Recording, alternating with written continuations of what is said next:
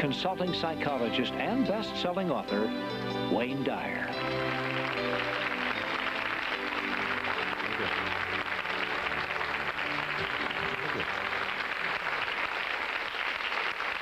Thank you. Thank you so much. Enough. Thank you. I appreciate it so much. The topic, if there is such a thing, for today is choosing your own greatness, or being a no-limit person, taking charge of your own life. Something I really believe, that you are the sum total of all of the choices that you've made up until now. And anything about yourself or your life that you don't like, or isn't working, or isn't mobilizing you, is to be looked at in terms of, can I grow? Rather than, why did I do it, or isn't this wrong? See, the two ways to motivate yourself are deficiency motivation, which says, where I am I don't like. I don't like what I've done. I don't like the fact that I can't do this well, or I can't do that well. So I will list these things in my own repertoire, and then I will be constantly trying to repair those deficiencies, always assuming that I'm deficient, that there's something wrong with me, and I'm trying to fix it. And when you do that, you spend your whole life doing that. And you never arrive, because your life becomes a series of trying to get someplace else. And it is, if you follow that, if you live that, if you behave that, then what happens to you is you become a person who will always suffer from this disease called more. You always have to have more, because whenever you are getting where you want to go, let's say you want $100,000 in the bank, and you work, and you struggle, and you deny yourself, and you do all of those things, and you finally you get there, and here you are, you got $100,000 in the bank. All of this stuff over here is, of course, your life, and that is all you know. That's what you know how to, that's how you are. That is your being, that is your way of being. So that when you do get here, what you will do is say, this is not enough. You must, a no-limit person is never operating from deficiency or from lack in their life. They're never saying, I don't have enough.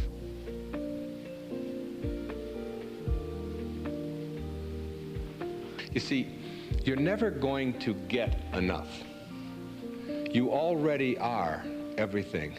You're everything that you need. Think of it for just a moment. Everything that you need to have total bliss, perfection of your life, you already are. You already have it. You came into this world with nothing.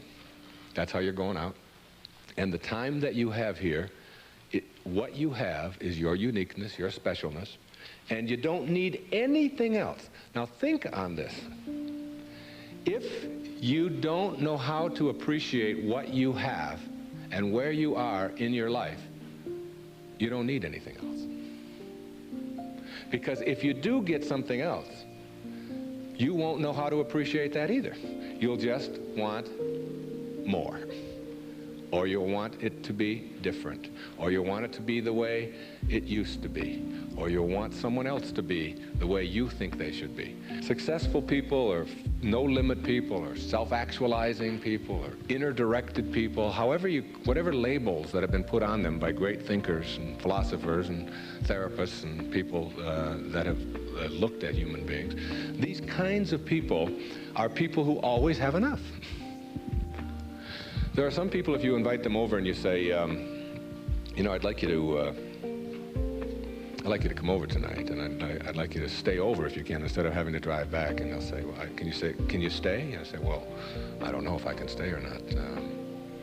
Well, you could sleep on the cot. Oh, no, I could never sleep on the cot. I can't sleep on cots. I got a sciatica, don't you know? And I have back pain, and cots, no, that's out of the question. I couldn't sleep on a cot. And what about breakfast? Well, we don't have any food, but we have some old grapefruit that are in the refrigerator. They have a few spots on them. Oh, no, I could never eat grapefruit. And spots? No, thanks. I can't eat grapefruit spots. I just couldn't do that, you know. And these are people who never have enough. They are not able to be flexible and to change. And there are other people, if you say, would you like to sleep over? We got a place in the sewer.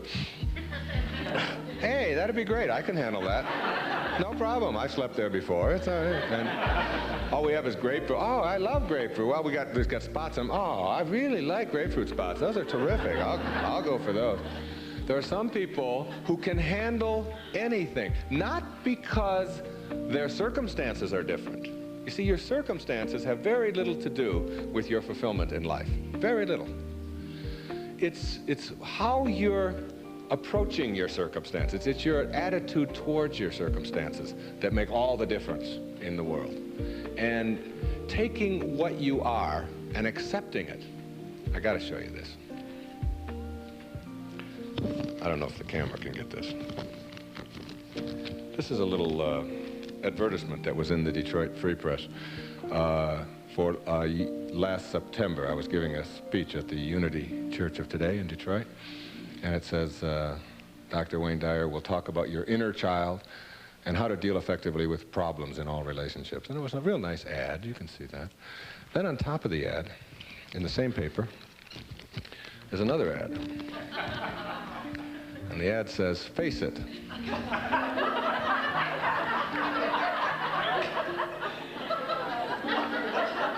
Right on top of my ad, there's no hiding from hair loss.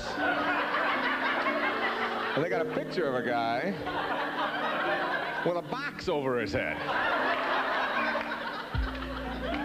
And they have a before and after guy there.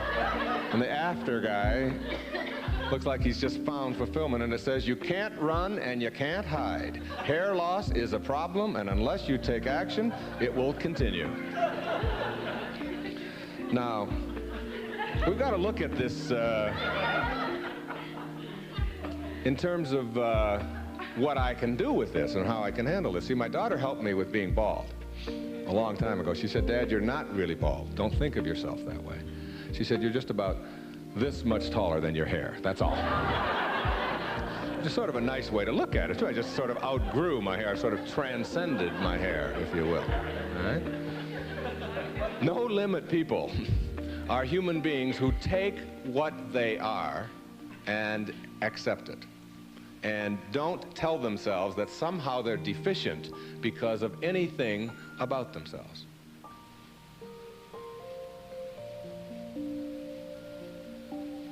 This is a very crucial concept for me and for virtually all of us. It's this idea of taking your life in your own hands and being the kind of person that you choose to be, and understanding that everything that comes your way is an opportunity, is a blessing. And it wasn't until I learned how to celebrate virtually everything that came my way that I was able to transcend it. You see, everything that was given to us by God, whatever that is perfect. No one can deny the mountains are perfect and the rivers are perfect and the birds are perfect and the hippopotamuses are perfect and so on. This is just what was given to us. Everything else that you have on our planet, that we have on our planet, comes about as a result of thinking. Thought makes it so. All right? This microphone comes about as a result of thinking. Somebody imagines it. Somebody then tells somebody else about it, and it creates it. The dress that you're wearing, this shirt that I'm wearing, the shoes that you have, the stage, these cameras. Everything that you see that wasn't given to us was created by man as a result of the way that we think, So what gets inside of us as a cell comes about as a result of the way that we choose to think in our lives. Very important principle to understand, because once you get a hold of thinking and that it creates everything that you have in your life, you can change and make it as absolutely perfect as you want it to be, because thought makes it so. Creative visualization is what we're talking about here. The imagery, or the image that you have of anything in your life, is really like mental behavior. It's like going out and practicing. If you go out and practice with a basketball, shooting free throws over and over again, that's physical practice. Imagery is mental practice. It's mental behavior. When you have an image that you can succeed at something, when you have an image that you can do it rather than that you can't do it, when you get into your car and you have an image that you're going to find a parking place rather than that there'll be no place to park, so you're not looking for no place to park, you will start acting on the image that you have, very much like you will start acting on the practice that you have when you're shooting baskets or when you're hitting a forehand or working on your soup or anything else that you're doing. Bucky Fuller, who I served with on the Hunger Project Advisory Council for 9 years, who died not too long ago, said that 99% of who you are, you can't touch, you can't see, you can't smell. 99% of you is untouchable, unsmellable, invisible. It is what Ken Kais has called your conscious awareness. It's what looks out behind those eyeballs. What is that? It isn't cells. It's some kind of conscious awareness that you are. And make no mistake about it, you've occupied a whole lot of bodies already. Now, this is not reincarnation talk. Although, I don't know about this reincarnation. People ask me if I believe in it, and I said, well, I taught in a junior high school in the inner city of Detroit for 4 years. And I saw those dead bodies come to life every day at 3 o'clock. So I believe in reincarnation, all right? Now, if 99% of who you are, you can't touch and you can't feel and you can't smell, then what is it? Who is it? Where are you? What is this thing called your essence or who you are? And where does it go? Now think of this. You were in a body. I have a little baby girl who's 11 months old. And we were all in a body that size. Well, it's only a body about this big. Got fingers only this long, you know? Got tiny, tiny little parts all over the place. I mean, she's only this tall. Now, is that her? Is that her essence? Because I have other children who are much older, and I am much older than that, and I can remember being 3 and being in a different body. Still me, still my essence there, different body, totally different, doesn't even look anything like when I was 11 months old. And then I was 13 and had a funny body at 13. But still my essence was there in a whole new body. Hairs growing all over the place that I didn't understand, all kinds of things happening to it, you know. Then hairs falling out of it later on, you know. Looking at those hairs that fall out and say, what held it in yesterday? You know, what, I don't know, I don't even understand that, okay? And so it's like who I am has been in many, many bodies already, all right? And that essence, you see, everything on our planet that is alive can never die. It can never die. Life doesn't die. It just transforms. It just moves on to new places and new ways of being, new ways of being. And the way of being that is the most transcendent of all is this way that comes from seeing yourself as love and only having that to give away. Only having that to give away. Let's say I were to stand up here in front of you and just visualize for a moment that I have an orange. And I take this orange and I squeeze it as hard as I can squeeze it, okay? What's gonna come out? Juice. What kind of juice? Orange juice. Apple juice, any chance? Once in a while? Come on, now and then. A little mango juice come out of an orange once in a while? No mistakes, right? Never, no matter what. Next question. Everybody passes. These are easy, okay? Why, when you squeeze an orange, as hard as you can squeeze it, does orange juice come out? Because that's, not because it's an orange, because that's what's inside, isn't it? On our planet, when you squeeze something, what comes out of it is what's inside. Not too difficult, all right? Does it matter if your mother squeezes the orange? Does it matter what instrument she uses? Does it matter if you just had your period and then you squeeze an orange? Does it matter if your boss squeezes it? How about if your kids do it? Your kids squeeze an orange. Does it matter? Does it matter what time of day? Suppose they do it at noon, all right? How about at 4 in the morning? Does that matter? Whenever you squeeze an orange, the only thing you get out is what's inside, right? No arguments. Same thing works for you. Same principle works for you. It's a principle of the universe, all right? Someone squeezes you. That is, someone puts pressure on you. Someone says things about you that you don't like. Someone puts attention on you, whatever. Your boss says something to you that you don't like. And out of you comes anger. And out of you comes hatred. And out of you comes fear. Or out of you comes stress. Or out of you comes tension. Why? Is it because of your boss and the way they squeeze you? Never. Is it because of your mother? I mean, she really can be a pain sometimes, right? Is it because of your children? No. What comes out of you always when someone squeezes you is what's inside. This is the vital principle of being a no-limit person. It's so crucial to get this and understand that if you have any hatred in your heart for anyone in this world, or any anger or any fear or any of those things, it has nothing to do with the rest of the world.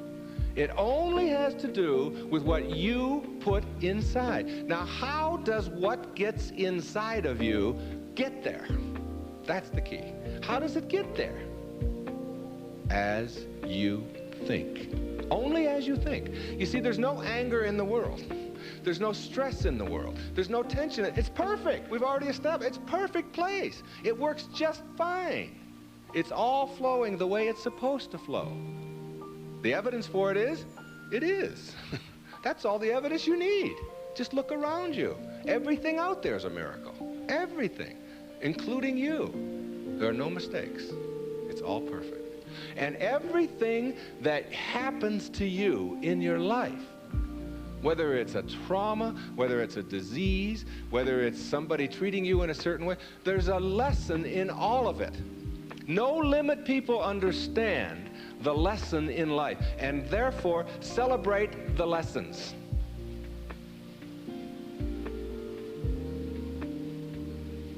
It's true. And when you get to that point in your life where you're not cursing the things that come your way and blaming the things that come your way, and particularly blaming it on somebody else, and you hear it all the time. She hurt my feelings.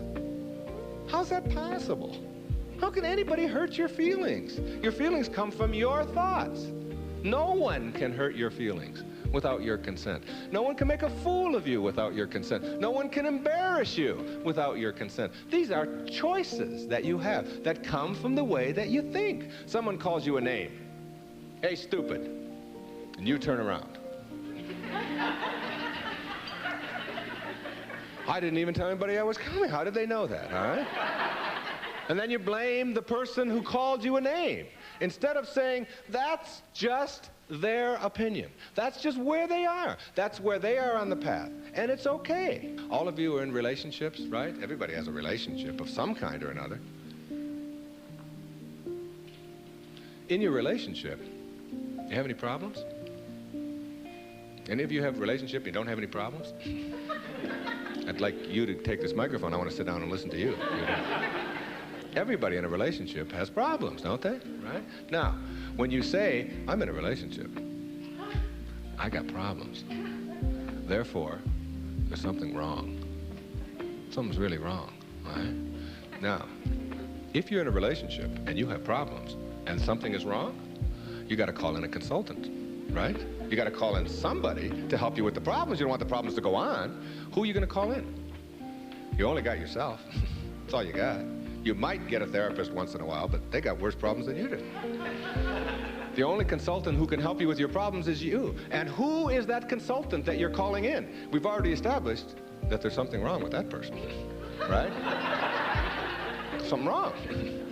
So now you're going to call in a disabled person to deal with your problems in your relationship, right? Now, this is a really sick approach to curing your problems. You got somebody who says, we got a problem. You don't talk to me, and I didn't talk to you, and you came home late last week, and this week I called you, and you didn't call, and I was supposed to call you, and then you didn't do it, and how can you do that? Now, this is the consultant you're calling. Excuse me, will you come in and help us? I don't know if I can help you or not. I didn't come home. That's the person you got to deal with your problems. All right? Now, what you can do is you can change all of that around. You can say, I'm in a relationship. We got problems. There's nothing wrong with that. That's the way things are. You know, my problem is that you are different than I am. And you think differently than I do. And you behave differently than I do. And you smell different than I do. And you have all of these attitudes over here that I don't have. Nothing wrong with that. That's the way it is. When two people get together in a relationship, you don't have two people becoming one. If you do that, then what you end up with are two half persons. Who wants a half a person in a relationship? You always are single. Even if you're married and and involved in a relationship, you're still always single. You're still always you. Your unique, special, perfect self that is not trying to love, but who is love, who lives love, who is being love. The same as if you pray to God and say, God, will you please help me with my problems? And want God to do it for you. Never happen. You've got to be God, not be afraid to carry God around inside of you. If you want to get healed, you have got to understand that you're not going to get healed if you are asking someone else to heal you. And ask any doctor that you know, any surgeon particularly, who's taking somebody into surgery, and ask them which person has a better chance of living, of surviving, say, serious surgery. Is it the one who has a will to live, or is it the one who's just given up? And the surgery and the cases are exactly the same, all right? But the person who has that will, which we can't define, you can't go out and get a bucket full of will and bring it in there. It's an attitude, it's an approach, it's a belief, all right, that you can do something. And when you have that belief about yourself, then, you know, you've got so much better opportunity to be well in your life. And a belief is everything. I don't know if you've ever thought of that. I watched a little girl, 5 years old, learning how to swim. And she's holding on to the edge of the pool, and she wants to get over here to the steps. And it's just 5 feet or 6 feet, and she'll let go and then she'll hold on again. And she'll let go and she'll hold on again. And finally there comes a time when she lets go and goes for it, okay? You've seen this with your children, you've seen it. And what you ask yourself is, in the moment before that when she was holding on, and then look at the moment afterwards, does she have any different skills? What's changed? Yeah, the skills she doesn't have any new skills. She didn't learn any skills in that second. What she has is a belief that she can do it. And when you believe it, when you really just believe that you can do it, that's what allows you to swim. And when you think about it now, do you know how to swim? Yeah, so when you dive into the water, you don't think about that. You just know when you dive into the water, you can swim. You don't have any necessary swimming skills or anything like that. Or when you get on a bicycle, you get on, you know that you're going to, unless you believe you can't, because you've never gone out there and tried it and worked on it and done it. You told a story of a patient of yours who had that very problem, who said she didn't know how to ride a bicycle. Yeah, Gail, who came to me many years ago. And you know why she said she couldn't ride a bicycle? Because her mother wouldn't let her get on one. Cop out. Yeah, absolutely. And she had these beautiful big white teeth, and her mother had always told her you could fall and break your teeth, and I wouldn't want that to happen to you. So here she was now in her 30s, and telling me that she couldn't ride a bike, and she was in therapy. And I said to her, okay, let's go. She said, go? Where are we going? I said, well, I've got a bicycle downstairs, and I'm going to show you how to ride a bike. I'm going to have you teach yourself how to do this. And she said, look, I didn't come here to pay you the kind of money that I'm paying you to have you teach me how to ride a bicycle. I came here to find out why I can't. I said, oh, well, you're going to need another 30 seconds of therapy, easy, okay? The reason you can't is because you never got yourself on a bicycle. And until you do, you never will know how, and you just believe that you can't. Oh, that's the end of that. There's no more to talk about that. Now, what we have to do is get you to get out there, and we went downstairs, and it was a woman's bike, and I've helped a lot of people to teach themselves how to ride a bike. And what you do when you help someone to teach themselves how to ride a bike, because you don't teach anybody how to ride a bike, okay, is you let them do it all themselves. You let them hold it, you let them balance it, you let them move with it, you let them put the pedal down and move it themselves, and you stand back. You say, no, when you're ready, you know, and then you move it, and you hold on for a second, then you put your foot back down, and you practice it and practice and practice that all yourself, you know, with just someone encouraging you. And before long, in just a matter of minutes, when I tell you it was minutes, and this woman had never been on a bicycle before, she rode like 2 blocks on a bicycle. She couldn't believe that she now had a belief. Being, to me, means seeing the greatness and the uniqueness in you and never letting anybody else convince you to the contrary. When people ask me, come on, you're always talking about being up and you're always positive and so on, you mean to tell me that you're always that way? I say, yeah, I really am. And it isn't because I'm out there doing something in an artificial way. It's an authentic response to my having gotten the junk out of me. And the junk is the way that I used to think, the way that I used to think. Think for a moment, if you can visualize right here, a clock, a big clock. And the hands on the clock go from 1 to 12. The clock starts right out here with the minute hand, and it goes over towards the 3, the hour hand, minute hand. And that's the time in your life when you are moving away from yourself, from your true self. That's the time when you are trying to put other people down, trying to prove that you're bigger and better than somebody else, trying to make yourself right all the time, as opposed to being with somebody else. It's like you're moving away, and a lot of people spend a lot of time moving away from their true self, because your true self is this little child, is this beautiful little child inside of you that has only love and acceptance for everything in the world, and no dis-ease, no absence of ease. You move away towards the 3, and then you move down here this way, and you're still moving away from yourself until you hit the 6. The 6 is the point in your life, symbolically, metaphorically here, when you are the furthest away from yourself that you can be. It's the low point in your life. It's the point where many people break down, or many people break down their relationships, or they feel full of despair, they feel full of hatred, whatever it may be. And a lot of people die then. A lot of people are put into hospitals then. A lot of people have to really seek out therapy then, and so on. And when you're at that sick. There's another part of the clock that goes from 6 to 12 that I think of as living in the light. And this is when, and see, this clock hand never can go back. It can't go back. It can only go this way. It only goes this way, as does life. It only goes this way, forward. In this period, this place between 6 and 12, that's when you start coming back to yourself. That's what enlightenment is. That's the pathway to enlightenment. When you send out that stuff that is destroying you, that is killing you in one way or another, and you move yourself back over here, and eventually you get yourself all the way back. This is the light over here. This is the place where you can't go back. You'd be tempted. You might be tempted to steal. You might be tempted to use anger. You might even slip a little bit, and you catch yourself. I can just not too long ago, there was we got a problem with our sprinkler in my home. One of the sprinkler heads is off, and if you ever seen that happen, you get a gusher going up there. And I've been wanting to get that thing replaced for the longest time. And I'm walking out of the bank, and there's a sprinkler head right there in front of the bank. Now, I practically own this bank, okay? So I go there every day, and I do a lot of business with this bank. And I'm looking at this sprinkler head, and I think, you know, all I have to do is just unscrew this thing. It wasn't on or anything. They'll replace it tomorrow morning. It's 98 cents or whatever. So I actually get down there, and I start turning the sprinkler.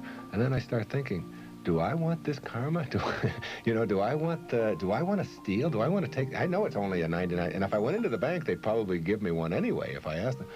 And then I just turned it back, and I said, if I want a sprinkler head, I'll go and buy one for myself. This doesn't belong to me. It was just like a split second of weakness there or whatever, but it illustrated to me that I can't go back there. I could never. And there was a time in my life when I could have done that. I can be absolutely frank with that. I could do that.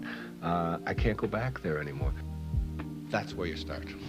That's the place to start. Because when you get all of that out, when that's all gone, and I mean gone, and it only comes about as a result of the way that you think, so it's just changing around your approach to life, the way that you think in life. When that starts to go away, what you've become filled up with is what your natural self is, which is this loving, accepting, not fighting the universe, but instead living in it and going with the flow and all of the kinds of cliches that you've heard 1,000 times. That's the metaphor there. And you see, every time you try to go back, can't do it. You can't do it. And the ingredients that make for a no-limit life are 5, in my opinion. The first is quality rather than appearances. You begin to change your thinking from appearances and how things look and how other people view me, okay? Because every time you find yourself upset in life about anything that anyone else has said, what you're really saying is what you think of me is more important than what I think of me, all right? So you change from appearances to what I call quality thinking. Quality. What is the quality of my life, rather than how does it appear to others? Now, do you tell yourself that because my friends don't like me, that means there's something wrong with me? No, that's what you have to learn. That another person's opinion is just that. It's their opinion, and that's all it is. Every time you are upset, or your children are upset, because of what somebody else says about them, including their peers, what you are really saying in that moment, and this is really important, what you're saying is, what you think of me is more important than what I think of myself. And you must never give anybody that kind of power and control over you, because they will always have it. The funny part about approval, for those of you who really want it, now I'm here to tell you that I like approval. I enjoy it. I find it one of the most exciting things in the world. I like it when people read my books. I love it when people applaud. I like it when people tell me nice things and all. I like approval. I'm the first one to admit it. What I don't do is I don't need approval. There's a big difference between wanting approval and needing approval. When you need approval, it means you become immobilized when you don't get it, from making other people's opinions more important. Now, for those of you who say, yeah, but I want approval and I need it, and if I don't get it, and so on, then understand this. The people who get the most approval in life are the ones who care the least about it. And the ones who get the least approval are the ones who are always going after it. So if you want approval in this paradoxical way that I'm talking about it, stop needing it. Stop concerning yourself about it. Ask yourself, who gets the most approval in life? Think of the person that gets the most approval, and you'll see that that person couldn't care less what other people are thinking. They're so busy being, they don't have time to notice what their neighbors are doing. Thoreau said this. He said, if you advance confidently in the direction of your own dreams and endeavor to live the life which you have imagined, you will meet with a success unexpected in common hours. What that means is that success is not something that you can get in life. Success is an inner process. Success is something that you bring to everything you do in your life. It isn't something you get out of what you do. And when you get that, and you learn how to get the junk out, and advance confidently, doing what makes the most amount of sense to you based on your inner signals and the one issue of morality, which is you never interfere with anybody else's right to do the same. Each person has their own right to advance confidently in the direction of their own dreams. And when you violate that, you're violating the principle of the universe, the essence of the universe, which is cooperation and harmony. Then success will begin to chase you. And it will come into your life and arrive in your life in amounts that you never dreamt of before. That you never dreamt of. Things will start happening to you that you would never imagine before.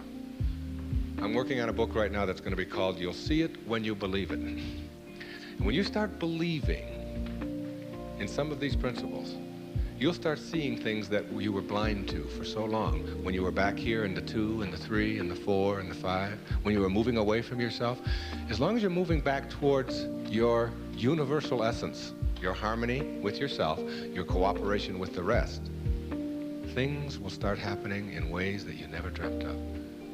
Jung called it synchronicity. And it's a term that we use to explain how unexplainable coincidences sort of happen in our life. And how come these things happen? I'm going to share a couple of those with you before we leave. The quality versus appearance in your life means that you get that inner candle flame working in a way that gives you quality, independent of what other people think of you. Maslow, in defining self-actualizing, no-limit people, said they are independent of the good opinion of other people. Of the good opinion of other people. Independent of it. They're so busy advancing confidently, doing the things that make sense, and bringing success to changing their baby's diaper, and bringing success to weeding their garden, and bringing it to the job. They bring it on the airplane so that when they run into somebody who is rude to them, a stewardess that is rude, they don't see it as an attack on them. It's just where they are, and they send them love. Help them a little bit, you know. They're kind. When somebody wants to get in on the freeway, and they're one old temptation when they were on the 1 to the 6 side was to say, oh yeah, nobody's getting in front of me, I'm getting there first. It's like they slow down a little bit. They don't have all that type A stuff of having to beat somebody else and having to defeat somebody. It's a new way of being. It's a way of quality where your harmony allows you to cooperate, and you are a part of what this whole thing is about. New way of being, quality rather than appearances. Another new way of being, very important. Living your life on ethics rather than rules. Ethics rather than rules. All these rules, all these ways of having to do things, somebody else dictates to them. Do you know that some of the most immoral acts in the world have been perpetrated in the name of the rules? These are the laws. What do you think Nazi Germany was all about? Everybody doing all these horrible things to other people. I'm only doing my job, was the defense we all heard at Nuremberg. I was just doing my job. If it's an immoral rule, it's immoral to obey it. And self-actualizing people, as Maslow tells us, have rules inside of them that they could never obey, never disobey, ever. And they have to do with ethics, how you treat people. How do you think we get to where we are now? You know who Rosa Parks was? The woman in the South, the black woman in the South who said, not today, I'm not going to the back today, no way. I know what the rules are. The rules were all over the place. If you needed a reminder, there were signs every place, colored in the back, white in the front. And she said, no, I'm sitting here. And that made all the difference. Ethics, not rules. When your children start disobeying rules that need to be disobeyed, don't be surprised. When I was in the service, they had a policy on Guam, where I was stationed, which would not allow the Guamanian civilians to shop in the PXs and the Navy exchanges. But they did allow all other civilians to shop in the Navy exchanges and PXs. But if you were Guamanian, that is, if your skin was dark and your eyes were shaped a little different, then you couldn't. A clear, outright violation. I was a serviceman. I was in the Navy. I was a communications cryptographer. They had a newspaper on the Guam Daily News, and it said, an invitation to speak your mind. And it was a letter writing contest. And they offered $75 to the first prize winner. $75, this was 1961. That was a fortune to me. That was a month's pay in the Navy at that time, almost. So I entered the contest, and I knew I would win it. I had already written a novel at that time. A whole novel I had written while I was on Guam. I knew it wasn't going to be a contest. I felt sorry for the other people entering it. I knew I was going to win this. Unfortunately, I didn't realize that when you're in the service and you have an opinion and you don't submit it to the chain of command, that you can be court-martialed for that. So the headlines on next week's Guam Daily News were, U.S. sailor assails policy of discrimination. Big, hot stuff, all right? And I was called before a Vice Admiral, Commander, Naval Forces, Marianas Islands, and threatened with a court-martial because I had disobeyed the rules, even though the rule was immoral. There are lots of them like that. And when I went in and they threatened me with a court-martial, I told them this was my battle plan. They didn't have Xerox machines in those days, so I had to get a lot of carbon paper. I wrote a letter to President John F. Kennedy, and I wrote a letter to the Secretary of the Navy, and I wrote a letter, my hometown was Detroit, I wrote a letter to the Detroit News and a letter to the Detroit Free Press, telling them what was happening to me as a result of just expressing my opinion about an immoral act that was going on over here on Guam. And I showed the Naval Vice Admiral my letters, right there. I said, I've only sent the one to the President and the Secretary of the Navy. These letters go to the newspapers across the country. There was one there to the New York Times as well, and the Los Angeles Times. It was, and I just spread them out before him. I said, if you court-martial me, or punish me in any way for this, then what's going to happen is the world is going to find out about this policy. And I'm prepared. I'm ready. I can handle it. And I was 20 years old at the time, or 21. Not only did I get a blessing from that, because all things come in blessings for you, I got out 90 days early. And they stamped on my record, P.I., because the President took it up and sent it to the Secretary. Must have. And I never heard from him, but P.I. on your record means political influence. And they don't like anybody with political influence in the military. And as soon as they saw that, they said, this is somebody we probably will be giving a discharge real soon.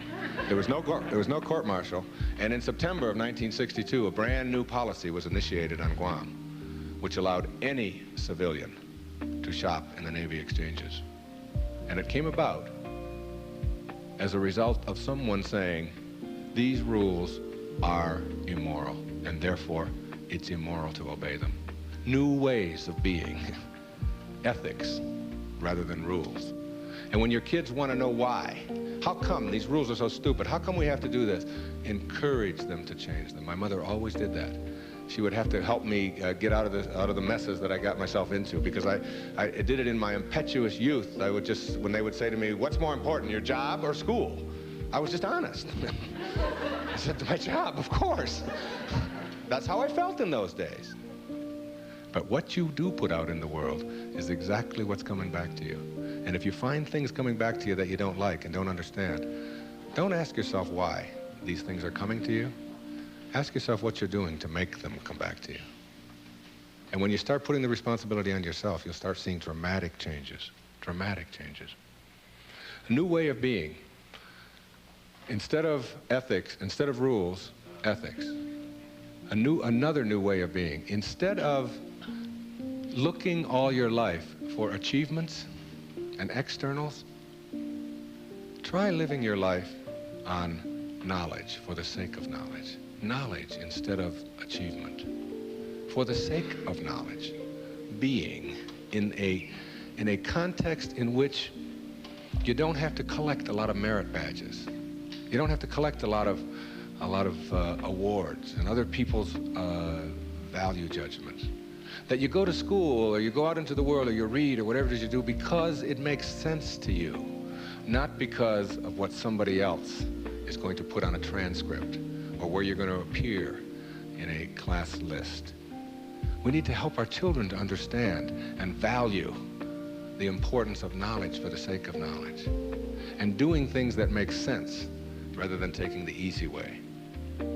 Knowledge rather than always trying to achieve. We're in an achievement-oriented society, which tells us that we evaluate and judge a human being based upon how many achievements he has.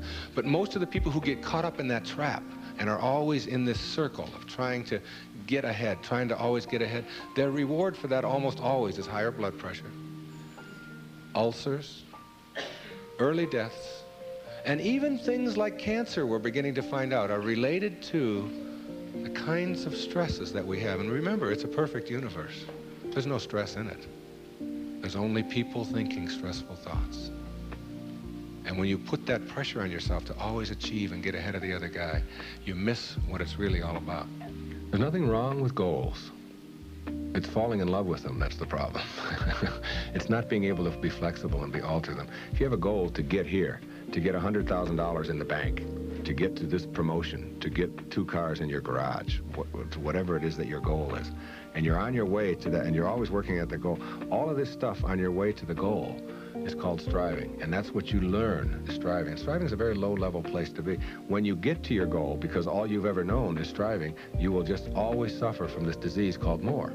You will just upgrade your goal to $200,000, 4 cars, and 2 houses, and another wife, and a younger one, and all of these kinds of things. If you have a goal, and you understand that every step along the way is a present moment to enjoy and to live, then the goal won't become any obsession. I don't have any goals in my life. People ask me, where are you going to be 5 years from now? What are you going to be doing? What's next for you? I remember what Lincoln said, who to me was like the greatest person who ever sat in that White House. He said, I never had a policy. He said, I just tried to do what made the greatest amount of sense each and every day of my life as I sat there as the President of the United States. And I think there's something really significant in that you don't have to get it all planned out and follow a certain pattern and do it a certain way. If you just sort of trust your inner instincts and go with that and live each moment, the goal stuff will all take care of itself. But if you're sacrificing and pushing your life aside and suffering on your way to trying to get someplace, you'll never get there. It will always elude you, because once you get there, you'll just have to upgrade it. And that's because that's all you'll know. Nowness is that purest form of sanity, living in this moment and enjoying it. And all the rest of it will sort of work its way out. Another new way of being for me is to think of yourself in terms of personal authority rather than being an authoritarian. Personal authority. A person who has authority never needs to dominate anyone else, ever. Dominating doesn't become necessary. In business, you can have authority. The people who have the most authority are the ones who listen the most, and the ones who are the most conscientious about what do other people have to say. A person in a relationship who has to dominate somebody else and has to make the other person submissive shows that they don't have authority, because they're getting their power not from within for themselves, but on the basis of who they can control. And that never lasts. That never lasts. The only thing that lasts is having inner power, if you will. Know thyself. That's what Shakespeare said. Know thyself. The more you know yourself, the more you become honest with yourself, honesty becomes just a way of life. No, I don't think the world necessarily does, but you can't run your world. You can't run your world based upon what the rest of the people in the world want or don't want. To me, honesty is like, it's a karma that goes out into the world. How people treat you in the world is their karma. How you react is yours. And when you react to it with dishonesty, that's what you're putting out into the world, dishonesty. And when you put dishonesty out into the world, that's what's going to come back to you, because what goes out is what comes back. That all, as you sow, so shall you reap. I mean, it's in every great institution that there is in the world, whether it's a religion or a philosophy or whatever. What you put out is what comes back. Whatever you plant is what you're going to get back. And the more that you put out honesty, just because it's what you are, because you are being honesty, you're not trying to be honest, you're just being honesty, then that's what will come back to you on a regular basis. And when it doesn't, you'll just see that as another test for you to pass. And finally, a fifth way of being that is new, for me, it has become a way of life. It's called serenity instead of acquisitions. The more you try to acquire, the more you try to get, the more you try to collect in your life and evaluate yourself on the basis of that, the less serenity you're going to have. More is less. It's almost a secret of the universe. Serenity means inner peace.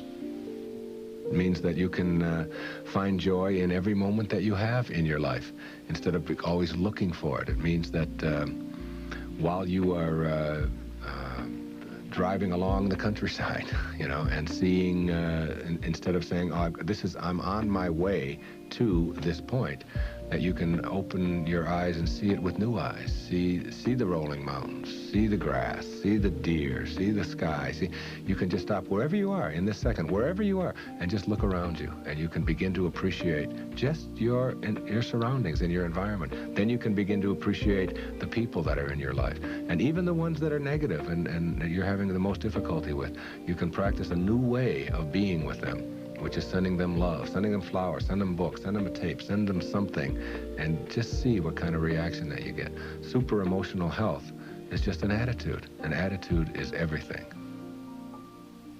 I want to summarize these new ways of being and give you the most important ingredient on the path as we leave.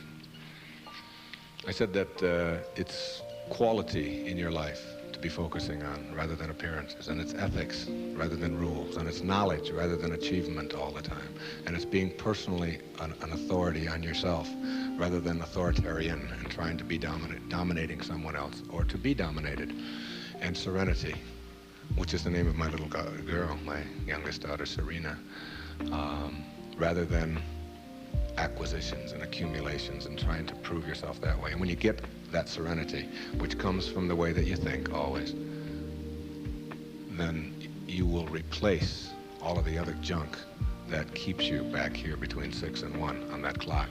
And once you pass it, once you get past it, you'll never, ever be able to go back.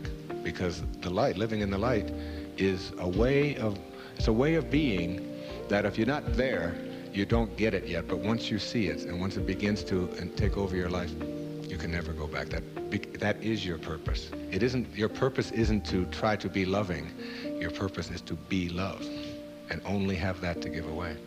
Well, but there's one other ingredient, and it's really crucial. Forgiveness is the vital ingredient on the path of enlightenment.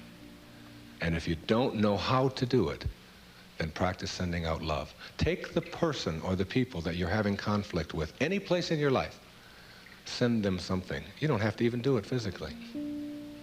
Just send them something that comes from inside. And what's inside is how you choose to think. And if you can make that love and do that, and that is to me the test. Not whether you can love someone when they smell good, when they do everything that you're supposed to, but whether you can love someone who has sent you hate or anguish in your life and send it back. You don't have to forget. You don't have to go back, but you got to get it out of you because it is blocking you and holding you back. And when I said you'll see it when you believe it, all my life I had wanted to write fiction, a parable. 3-4 years ago, I decided to go off to Hawaii, to Maui, to Kaanapali Beach, and to write.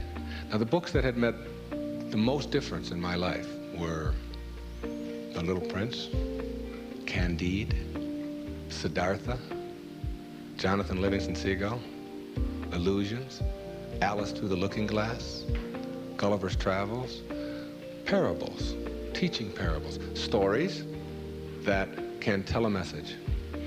I went over to Maui, and I sat down on the beach, and I'd been talking about writing this, I'd been talking about doing this, and it was something that, and I have a little girl, and her name is Sky, S-K-Y-E. I decided to reverse the letters in her name, E-Y-K-S, and put an I in there, which symbolizes the self, Icus. And I just created this parable of a woman whose name is Icus, who lives on another planet. The planet is Uranus. And it's a duplicate mirror image of Earth, only Icus can only see things as they are, not as we would like them to be. And therefore, people are neurotic on Uranus because they have to be. She gives the anxiety attack report, if you will, because anxiety really does attack over there, and tells about anxiety coming in on the weekends and so on. Well, my visitor in my parable goes to Uranus, meets Icus. She cannot understand, as he describes Earth, why people would be neurotic by choice on Earth. Why would anybody be unhappy or depressed or miserable when anxiety doesn't attack, and when elevators really don't scare you, and when if you want a complex on Uranus, if you want to give a complex to your wife, you go to the store and buy one. And she says, what happened? Well, my husband gave me a complex, and it's true.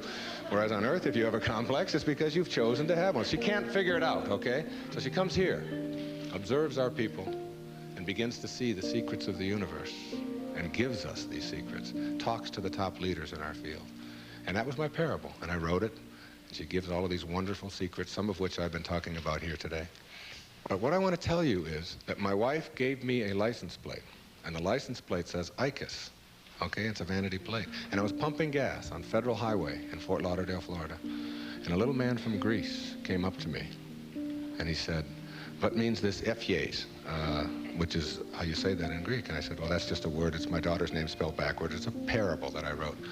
He said, "No," he said, "in Greek, that's a word." I said, "What could that word be?" He said, "It means best wishes for all." You'll see it when you believe it. The great, big erroneous zone, the cosmic erroneous zone. If you get this one, you'll have it and understand it all. There is no way to happiness. Happiness is the way. God bless you, and thank you for being here.